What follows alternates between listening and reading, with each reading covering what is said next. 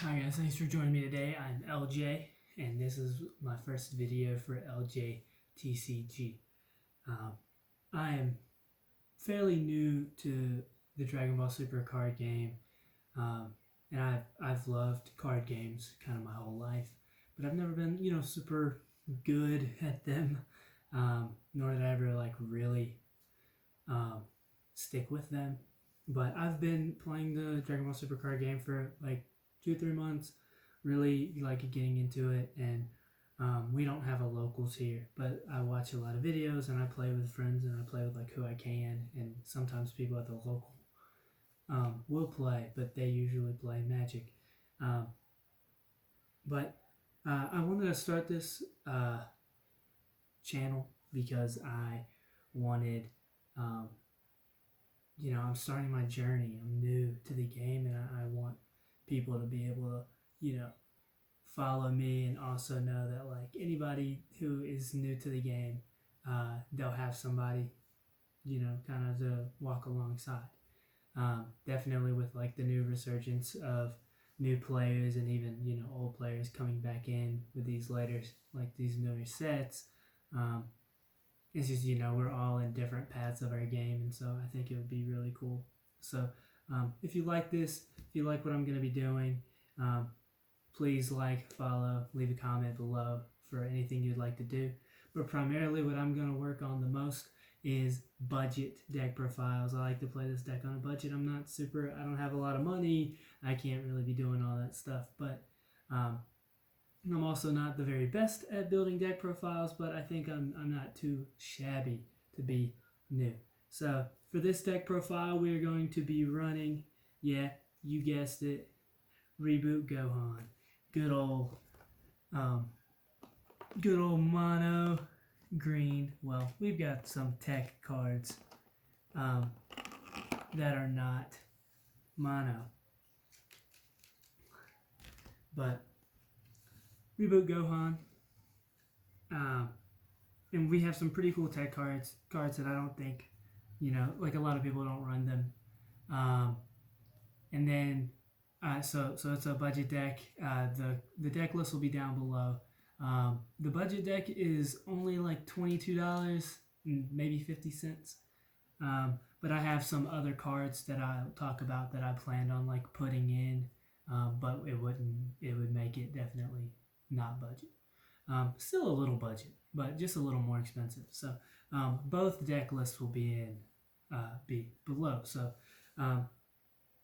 like, comment, let me know what how you feel about this deck profile, and I will have more coming soon.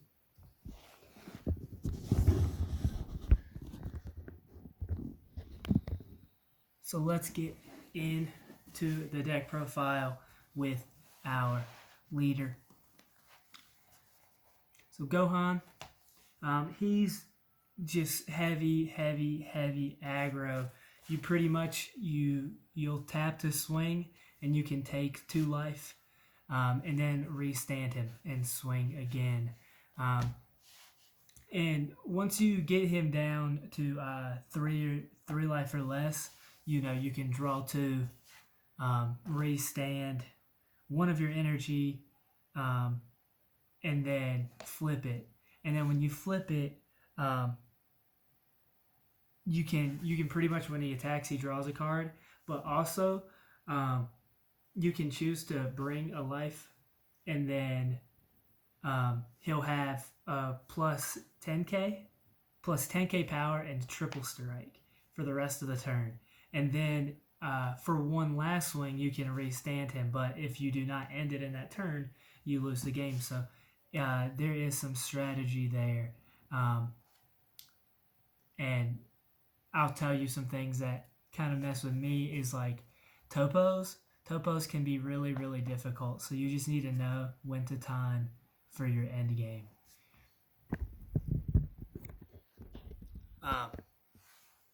So we're going to get into the build. So we run 4 newfound power, so Gohan, 4 cold-blooded Dodoria, one Infernal Emperor Frieza and one Zarbuto. So the Zarbuto and the Dodorias are your draw one from life and um, get a double strike, and your Gohan is draw one from life, gain critical. They also gain 10k power with that. With the Frieza, the reason why I like the Frieza, and I would actually run two Frieza over a Zarbuto, is that when you summon it, it's a 10k, and you have the choice to choose a card from your life to your hand. So there's a choice there, so you can get it on the board without and like swing without having to pay the life to get the to have a decent power. And then we're gonna go into Feet Kamehameha. Feet Kamehameha is busted definitely when you flip over because he becomes a Goku as well. So Feet Kamehameha is your critical with 15k, so it's like gonna really help you get over. And then I run 4 Yamcha the Cunning. I just think it's a really good card. Pretty much when you play this card, it's really good against like Baby because they can't restand an energy without putting cards from their drop area into their warp. When it went with a battle card or extra card, so like you can do it with like your leader where they stand it, but like for Baby with counters where they just restand, they can't really do it. So that's really nice. Definitely like a good turn 1 play against something like that. And then for right now, I run 4 Android 17 counter attacks. Pretty much just counters the attack and then gives you a 4k body, but it's really just 500. It's really just 5k combo fodder once you counter the attack. And then this is something that's like pretty interesting that like not a lot of people run in this deck, but I run 4 defensive stance Piccolo super combos and 4 assimilate, which is pretty much a deck thinner to get out the Piccolos. And another target for assimilate will be 2 urgent aid Kamis. I actually like the idea of possibly running 3 or 4 of these.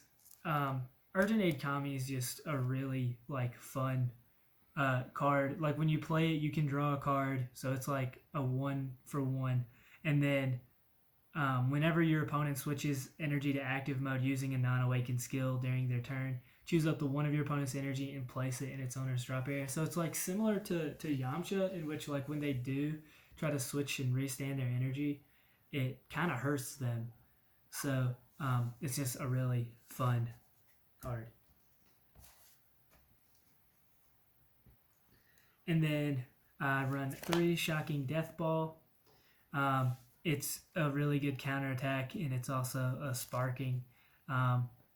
It helps, like definitely in the early game if you need to get another life from your hand. I'm thinking about stuff that I could switch in for that just because like once you get late game, you don't really want to do that. But hopefully you don't get to late game. Like hopefully you end game like turn 2 or 3. So, and then I run 3 Beerus Godly Majesty and 2 Bardock Awakened Instinct. I would like to boost this up to 4 at some point. So I'm trying to figure out how I could manage that. But to explain this for those who don't know, when you play Bardock, when you Overwhelm, so the Overwhelm you have to take from your drop area to your warp. But so when you Overwhelm, you summon him and you can draw 2 and then you can discard 1. And usually your target will be Beerus, so you discard the Beerus. And when you discard Beerus from your hand to your drop area, you can summon him for free. So it's just a really good way of getting that 15k body out on the field and apply some more pressure. And then I run 2 Dark Temptation Toa and Sun Goku Power of Legend. I'm gonna take these out for something like I'll show you the kind of non-budget area, and these are definitely what I think I'm gonna take out. But Toa is nice just from like this. You can Overwhelm, and whenever you do it, you make your opponent discard a card. And Son Goku Power of Legend, if your opponent discards a card based off of like your skill, and you have a green leader, you can summon it for free. So just another way to summon something for free. It's a 15k body. It's pretty slick. So, and then you've got 2 Focus Breakthroughs, which is just your good counter plays in the case that Topo comes out, where you can. So if your leader card is green and your life is at 4 or less, if the battle card being played has an energy cost of 3 or less, it is placed in its owner's drop area instead of being played. And whenever they play a Topo on your turn, it becomes a 2-drop. I'm pretty sure it's either a 2-drop or a 3-drop, so it works. Like it negates that, so it sends it to the drop area instead. So it's just a good little way to get past that. And then 2 Furthering Destruction Champas and 2 Android 18 Steadfast Techniques. The Champa is really nice. It's a double strike, and it's really good at ending a game.